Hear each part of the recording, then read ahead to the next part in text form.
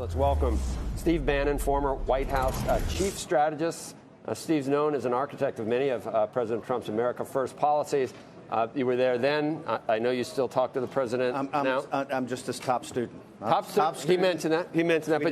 But I'm his best student. Well, either you have insight into how he's thinking, or maybe you've actually influenced some of his positions. Okay, you at least have an idea of what he's thinking on certain things, and you have your own ideas. I think I know what his default positions are. Okay. Look, I think a lot of this, what you're hearing coming out of Beijing, is wishful thinking. I think what they're trying to do to a large extent is trying to game the system. They're talking about a two-step deal, and if you really look down below it, they're talking about maybe we break off part of, maybe 80% of the stuff was covered in Lighthizer deal, but we shove everything else off to something else. I mean the security stuff. And yeah. This is they're trying to box in Donald Trump, and I think Trump has been the force of stability here.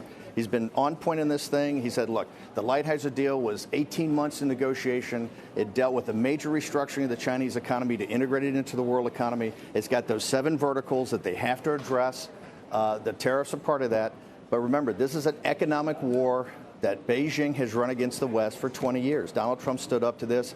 And I think if you really listen to President Trump and you listen to Lighthizer, they're talking about really we're staying on track on the major deal. We're not going to be gained by some two-step process. But in terms of the timing, who's got? I mean, I know President Trump thinks he has the leverage, and he may actually, from a rational perspective. But you could also make the argument that the Chinese are willing to take the pain.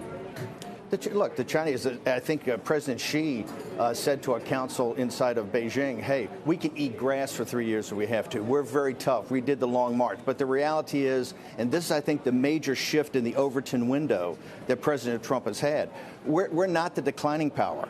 He was elected president of the United States because the elites in this country had treated us the Thucydides trap, the Henry Kissinger, Graham Allison, that we're the declining power, they're the rising power. We have all the cards. Remember, in this economic war, the trade is just one part of it. We have a currency part, we have a technology part, we have a capital markets part. You're going to have the head of the SEC on today, and I hope that you start to really ask Jay Clayton from Sullivan and Cromwell some tough questions on Sarbanes-Oxley and other regulations that are on American companies, emerging growth companies, but are not on Chinese companies. So this war, economic war, has many aspects to it. Trump has been, I think, the rock of Gibraltar on this. He's been so stable in saying, hey, here's what we want. And remember, there's a big reformist element inside of China that worked with Lighthizer and Peter Navarro for 18 months to get. They understand they have to restructure this economy in a major way.